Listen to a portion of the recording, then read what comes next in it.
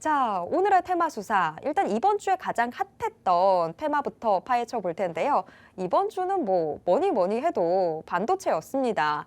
이제 정말 반도체의 시간이 왔다. 이미 시작되고 있다. 이런 이야기들 나오고 있는데, 근데 얼마 전까지는 분명히 HBM이었는데 제가 이제 겨우 HBM 공부를 끝냈다 했더니 HBM의 후속 기술이 벌써 이야기가 나오고 있습니다. 우리가 이제 그거 제대로 좀 파헤쳐 보도록 하겠습니다. 자, 빅스경 찰관님, 네. 공부가 끝이 없습니다. 저 이제 겨우 맞습니다. 공부 다 했다고 생각했는데 이제 지금 새롭게 나오는 건 CXL이에요. 네, 맞습니다. 어떤 부분 공부해야 되는지 수사해 주시죠. 사실 반도체가 이렇게 지금 세분화 테마로 나뉘어지는 이유를 먼저 좀 제가 추측을 해봤는데 우리나라에 이 상장되어 있는 반도체 기업들이 너무나도 많거든요. 그러다 보니까 아무리 반도체가 이 증시에 좋다 주도 업종이다 하더라도 이 사실상 모든 종목들이 올라가진 못해요. 그러다 보니까 특정 세분화된 앞으로 미래 기술에 대해서 관련주들로 이 차출이 되는 종목들이 이제 앞으로 반도체를 좀 주도할 가능성이 굉장히 높다라고 보고 있습니다. 그래서 일반적인 반도체 소부장 관련주로 세분화가 되었었다면은 이제 그것보다 조금 더 디테일하게 HBM 그리고 최근에는 이 사실 기술적인 부분은 아니지만 반도체에 대한 세분화 테마가 하나 또 있었죠. 온 디바이스 A라고 해서 거기에 관련되어 있는 또 반도체 관련주들도 움직임을 보여줬었어요. 근데 온 디바이스 A도 끝난 지가 얼마 안 됐는데 그 다음에 또 새로운 게 생겼어요. 바로 최근에 생긴 건데 CXL이라는 이 신기술이 또 얘기가 나오기 시작했습니다. 대체 어떤 건지 그리고 어떤 이슈로 또 이렇게 갑자기 나오기 시작한 건지 체크가 필요하겠죠. 이 삼성전자에서 차세대 메모리 기술 CXL의 이 시장 자체의 진입을 본격화하겠다라고 공식적인 발표가 나왔습니다. 그러다 보니까 이 CXL에 관련되어 있는 기술 그리고 기업들을 이 본격적으로 이 시장에서 부각을 시키기 시작했는데, 자 HBM과 온 디바이스 A에 이어서 반도체 신규 테마라는 점, 앞으로 이렇게 새로운 신규 테마들이 또 생성될 가능성이 높아요. 그렇다면 이 자체가 어떤 것이냐면 테마의 순환매가 지금 지속적으로 일어나고 있다고 우리가 측정을 해볼 수가 있거든요.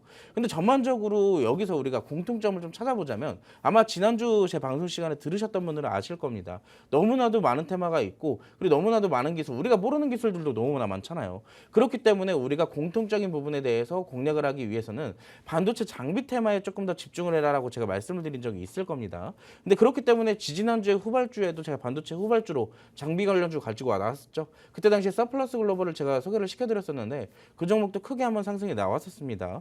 어찌됐든 그런 장비 테마에도 너무나도 많은 종목이 있기 때문에 지금 어떻게 보면 이 CXL이라는 세분화 테마 안에서 관련되어 있는 종목들의 숫자는 그렇게 많지가 않아요. 그리고 어떻게 보면은 기존의 반도체 너무나도 종목이 많다 보니까 접근이 조금 어려웠잖아요. 대체 어떤 종목을 봐야 되는지도 모르겠고 다들 좋아 보이니까 이 상대적으로 이 선뜻 손을 내밀기가 좀 어려웠던 그런 업종입니다. 자, 근데 어떻게 보면 이제 하나의 세분화 테마로 이 조그마한 테마가 따로 또 차출이 되다 보니까 우리가 접근하기가 쉬워졌어요. 그렇다면 우리가 반도체 안에 있지만 그래서 거기에 대해 CXL에 본격적으로 진입을 하게 된다면 우리도 어떻게 반도체 안에 있는 종목들을 하나 공략하게 되는 것이겠죠. 자, 이 CXL이라는 것이 어떤 것이냐면 기존의 시스템의 데이터 처리 지원과 속도 저하, 확장성 문제를 해결할 방법으로 지금 시장에서는 주목을 하고 있다고 합니다. 제가 지금 입을 좀 더듬고 있는데 양해 좀 부탁드리고요. 설정이었나요? 일부러 더듬으신 거예요? 아닙니다. 알겠습니다. 네.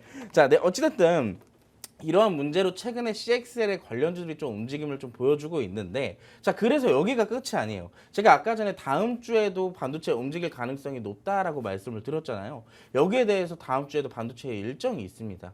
바로 삼성전자의 직접적인 일정이 하나가 예정되어 있는데 이 네이버와 삼성전자가 공동으로 개발한 인공지능 반도체가 공개될 예정이라고 해요. 제가 기억하기로 다음 주 19일 날 이 이벤트가 나올 예정이거든요. 그렇기 때문에 지금 만약에 다음 주에 반도체가 조금 쉬어가더라도 적어도 그때 당시만큼은 탄력적으로 한번 반등이 일어날 가능성이 높다라고 볼 수가 있는 것이겠죠.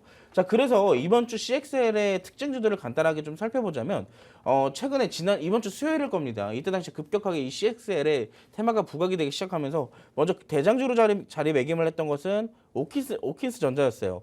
이 DDR5 메모리용 인터페이스를 개발한 기업으로 부각이 되고 있고 굉장히 차트상 이런 종목들은 손을 가기가 좀 어려웠던 차트예요. 가만히 있다가 특히 이 수급적인 부분상 이 특별한 움직임이 없었는데 갑작스럽게 끌어올리는 모습들을 좀 만들어냈죠. 그렇기 때문에 이런 종목들은 사실상 지금 눌림목을 주더라도 손을 내밀기 어렵습니다. 그리고 공략하는 난이도 자체가 굉장히 높기 때문에 저는 가급적이면 이 오킨스 전자는 어느 정도 관망하는 모습으로 좀 지켜보시면 어떨까라고 생각을 하고 있네요. 자, 특히나 갭을 좀 메우려는 모습을 좀 만들어냈으나 하필이면 저항대에 부딪혀서 오늘 음봉으로 이렇게 마감되는 흐름도 만들어냈어요. 그렇기 때문에 더욱더 어디까지 조정이 나올지 지켜보는 모습이 좀 필요하겠죠. 자, 두 번째 종목 특징적으로 보자면은 코리아 서킷을 좀 볼게요. 이 코리아 서킷 차트 자체를 좀 본다면 아까 우리가 같이 공략을 했었던 오로스 테크놀로지랑 약간 차트 형태가 조금 비슷합니다. 어떻게 보면 오로스 테크놀로지도 중앙에 이 쌍바닥을 좀 형성해 놓고 나서 그 이후부터 급격하게 상승을 좀 만들어냈었잖아요. 이 코리아 서킷도 비슷한 흐름을 좀 만들어냈어요. 어느 정도 바닥에서 다중바닥을 좀 형성해 놓고 다시 끌어올려주는 모습을 만들어내면서 돌파 구간에서 정확하게 수급이 동반된 상승이 나오게 됩니다. 그렇다는 것은 확실하게 어느 정도 그 다음 저항대까지는 끌어올라가겠다라는 그런 의지를 또 보여주기도 했죠.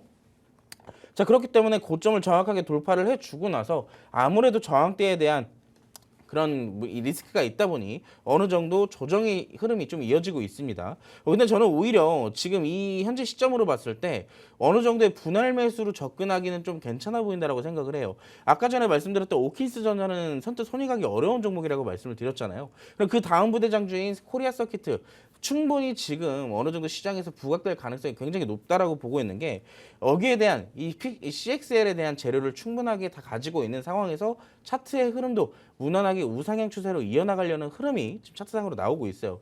그렇기 때문에 지금 어느 정도 지지 구간이 형성이 됐을 때 여기서부터 분할 매수의 관점으로 조금씩 진입을 조금 해보신다면은 이 나쁜 수익률을 어느 정도의 좀 만족할 만한 수익률을 좀 보실 수 있지 않을까라고 생각을 하고 있네요. 자, 근데 이런 종목도 장중에 정확하게 타점을 좀 받아 보시려면은 제가 지금 이 실시간으로 봐야 되는 상황이기 때문에 제가 여기서 어떻게 잡아라라고 말씀을 못 드리지만 노란톡방에 오신다면 이 코리아 서킷도 우리가 후발주를 한 번쯤 같이 공략해 볼 만한 그런 타점을 제가 공유를 해드리도록 하겠습니다. 자, 결국엔 이 코리아 서킷은 좀 기다려야 된다면 유력 상승 종목을 여러분들께 좀 소개를 시켜드릴게요. 이 종목 사실 저는 이 종목이 여기 이 관련 테마에 껴있을 줄은 좀 상상도 못했어요. 이 종목은 우리가 함께 공략을 했던 종목 중에 하나거든요. 특히나 제가 시크릿 종목으로 가지고 나왔던 종목이에요.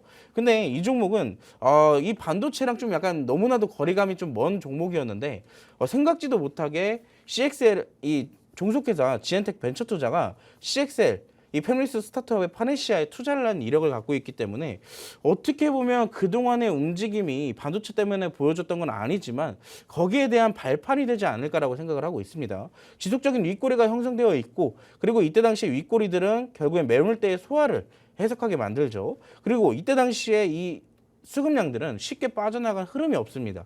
그렇기 때문에 어느 정도 단계적인 흐름이 조금 더 이어진다면 충분하게 그 이상의 상승, 제가 봤을 때 장기 이평선인 7,000원에서 7,500원대까지의 상승이 좀 무난하게 이어지지 않을까라고 생각이 되네요. 자, 그렇기 때문에 이 종목도 오늘 노란톡방 오신 분들에게는 제가 직접 전략과 매수 타점 잡아 드릴 겁니다. 제가 아까 말했던 오로스 테크놀로지의 뒤를 이을 반도체 후발주 궁금하신 분들은 지금 바로 노란톡방 오셔서 이 해당 종목의 종목명과 전략 함께 받아보시기 바라겠습니다.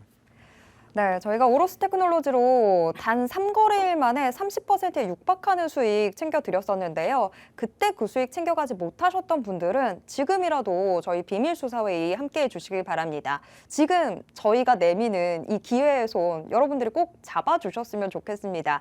지금 충분히 수익 낼 수 있는 종목 저희가 수사를 다 끝내놨거든요. 비밀수사회의 함께 하시는 분들께는 이 종목 대체 어떤 종목인지 그리고 매수 타점 어떻게 잡아야 되는지 그리고 이익 어느 정도로 또 분할 매도하고 또 남은 종목으로 얼만큼 이 남은 수량으로 얼마만큼 끌어갈지 저희가 다 상세하게 안내해 드릴 테니까요. 여러분들은 그냥 비밀수사회의만 함께해 주시기 바랍니다. 지금 방송 화면 통해서 어떻게 참여할 수 있는지 계속 하단에 안내 나가고 있으니까요. 이거 참고하셔서 바로 비밀수사회의 함께해 주시길 바랍니다.